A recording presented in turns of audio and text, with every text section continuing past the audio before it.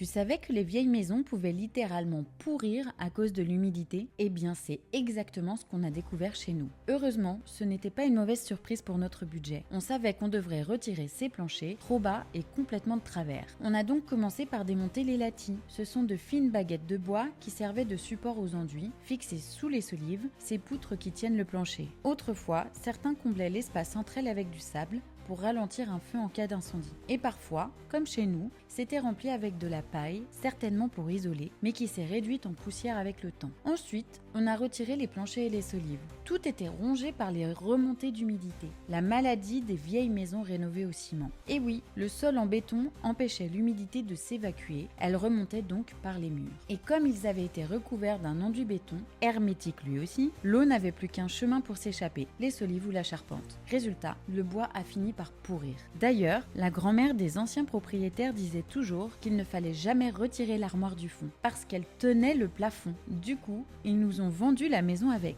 L'armoire, j'entends, pas la grand-mère. Et elle avait raison. En retirant le plancher, la solive au-dessus de l'armoire s'est effondrée. C'était le plancher qui tenait la solive alors que ça aurait dû être l'inverse. Heureusement, certaines solives au milieu étaient encore en bon état. On pourra les réutiliser plus tard pour fabriquer du mobilier. Bien sûr, après traitement. Quel soulagement de repartir sur une base saine. Et toi, tu aurais gardé une partie du bois ou tout jeté? Dis-le nous en commentaire.